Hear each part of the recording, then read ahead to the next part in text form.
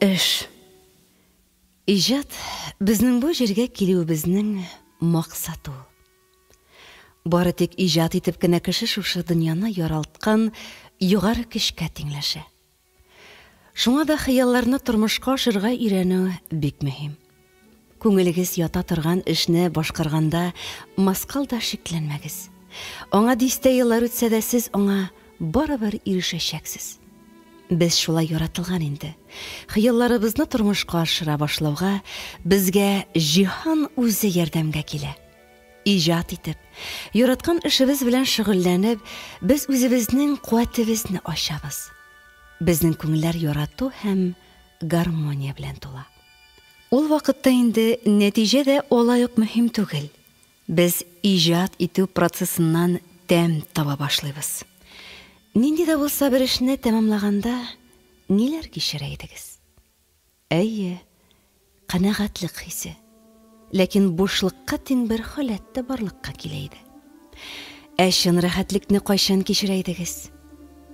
Иҗат иткәндә. Кеше өчен иң мөһиме яраткан эше белән шөгыльләнү. Яраткан эш белән шөгыльләнгәндә бөтен тирә-якка мәхәббәт нур чәчә. Ул тирә-якка шатлык һәм яшәү тәме алып килә. Сез яшәүегездән тәм табасыз. Еш кына шулай килеп чыга. Кешеләр үзләренә ошамый торган эш белән шөгыльләнәләр.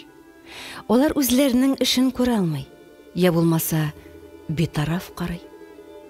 Әгәр сез эшегезне яратмыйсыз икән, сез тормышыгызга нәфрәт һәм башка тискәре эмоциялар алып керәсез.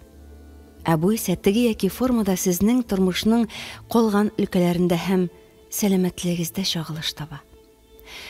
Эшегезгә рәхмәтле булырга өйрәнегез. Ахыр чиктә ул сезгә акча эшләү, үзегезне һәм гаиләгезне туйдырып тору мөмкинлеге бирә. Булай итсәгез, сез тормышыгызга уңай эмоцияларга юл ачасыз. Алар исә үз чиратында сезгә уңайлыклар китерә башлый. Һәм яраткан эшегезне эшли башлагыз. Үзегезгә мондай сорау куегыз. Әгәр минем җитәрлек акчам булса, мин нәрсә белән шөгыльләнер идем? Гадәттә аны күңел өчен эшлиләр. Хәзер шул эш белән шөгыльләнә башлагыз. Хәзер үк. Кичектермәгез. Бер генә сәгать булса да вакытыгызны шуңа багышлагыз. Яраткан эш белән шөгыльләнү сезгә гармония, тынычлык һәм мәхәббәт китерәчәк. Еш кына шулай була да. Хобби тормышка канәгатьлек һәм акча китерә торган төп эшкә әйләнә. Әгәр сезнең төп эштән соң яраткан эшегез белән шөгыльләнергә вакытыгыз юк икән, ни өчен юк дигән сорау куегыз. Һәм һич кызганусыз ул киртәләрне алып атыгыз. Ахыр чиктә моннан һәр кем ата. Еш кына шулай була. Эш ошый, ләкин ул җитәрлек акча китерми. Бу эш түгел, сез үзегез акчага юл ачмыйсыз. Ничек? Яки сез хобби бер кайчанда акча китермәячәк дип уйлыйсыз. Туктагыз. Нәрсә уйлавыгызга игътибар итегез.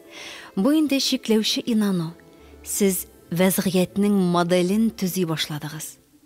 Яраткан эш шунда акчалата муллык китерер өчен түгел. Ул сезнең тормышка югары хисләр, уңай эмоциялар китерергә тиеш. Акчасы соңыннан гына аның. Кайчан? Вакыт күрсәтер. Хоббигыз белән иҗат итүнең югары мизгелләре хакында шөгыльләнегез. Ул вакытлар үтү белән акча китерер дигән максатта куймагыз, югыйсә ымсындыргыч теләк тузагына эләгү куркынычы бар. Еш кына шулай да була.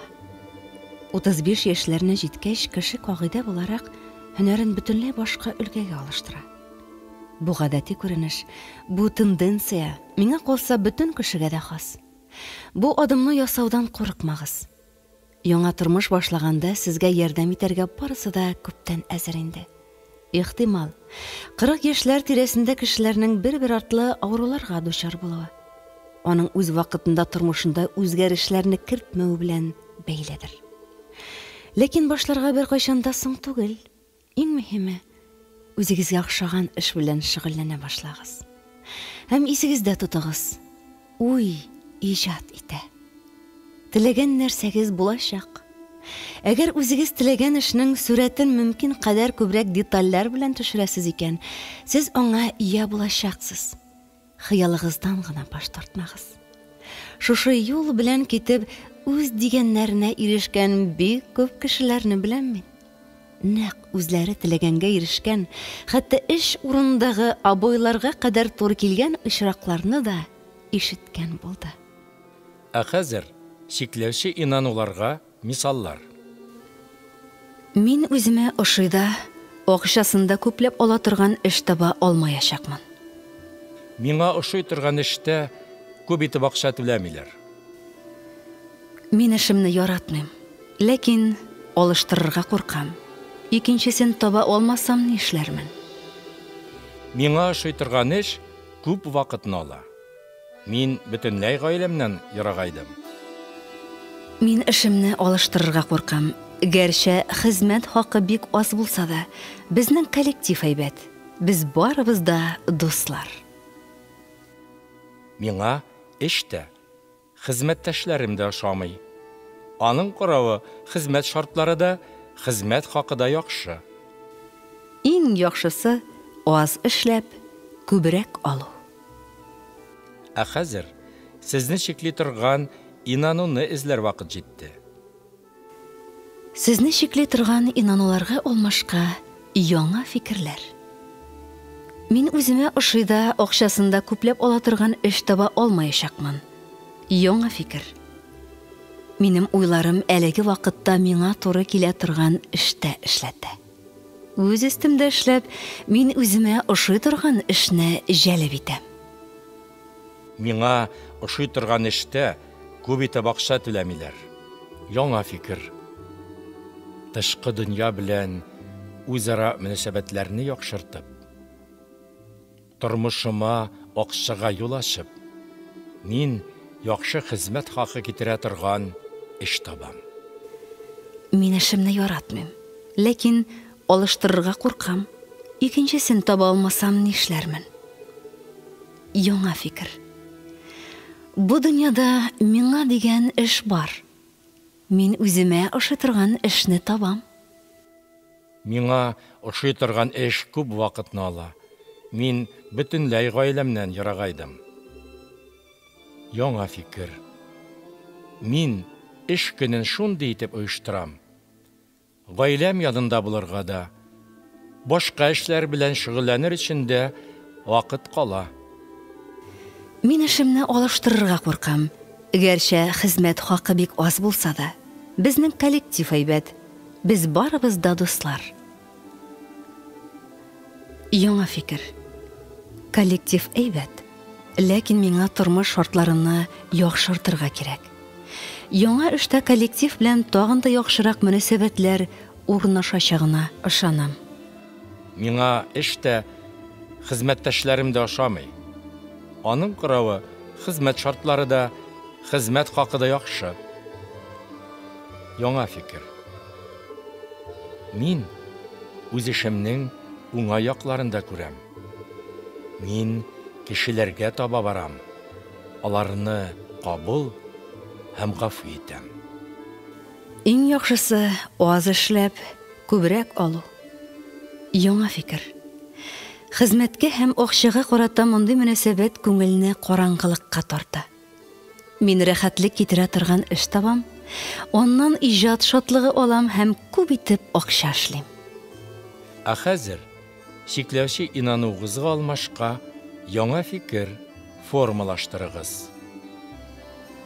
Әгәр бу усулга көн сайын берничә минут вакытыгызны багышласагыз, традицион юллар белән максатка ирешүгә караганда, бу усулның нәтиҗәсен тизрәк күрерсез. Яңа фикерләрне даими рәвештә кабатлагыз.